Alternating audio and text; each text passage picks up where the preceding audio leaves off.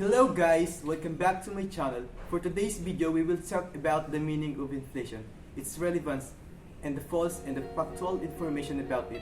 Accompanying me are my friends that are willing to help spread awareness about inflation.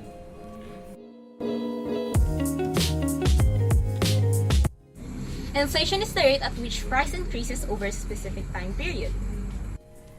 According to Forbes.com, inflation can be a huge problem to the citizens of a country since it lessens their capability to purchase certain products like daily necessities, unlike a certain time in the past.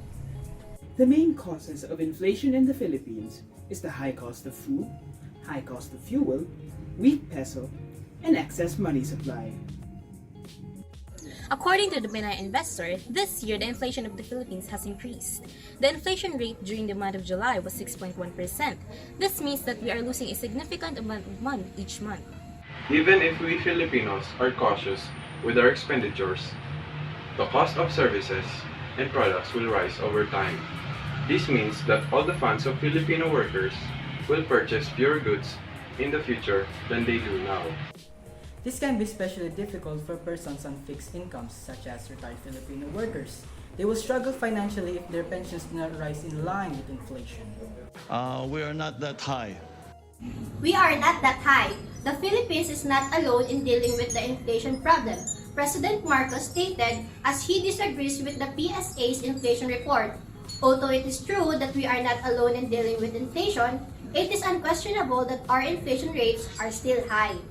Reading Economics.com, the annual inflation rate of the Philippines reached 6.4% this July 2022, which became the highest inflation rate in 4 years since October 2018. President Marcos stated that the inflation rate of the Philippines is not really high and it rarely went up.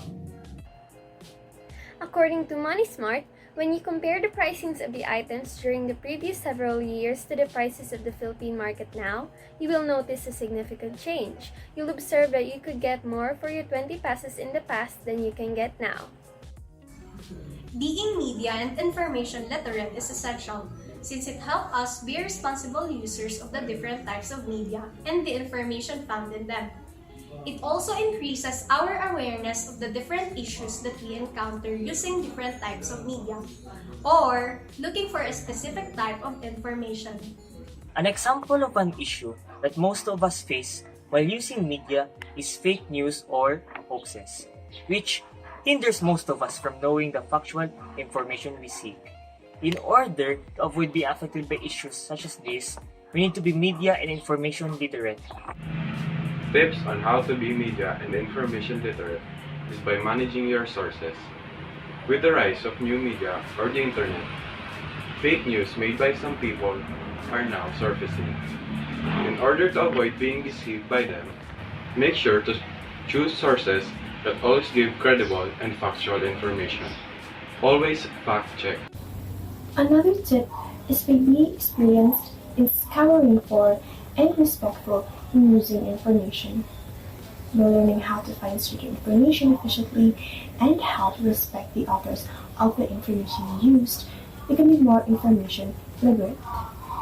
That's all guys, I hope this video helped you to be media and information literate. We hope that also increase your awareness of inflation.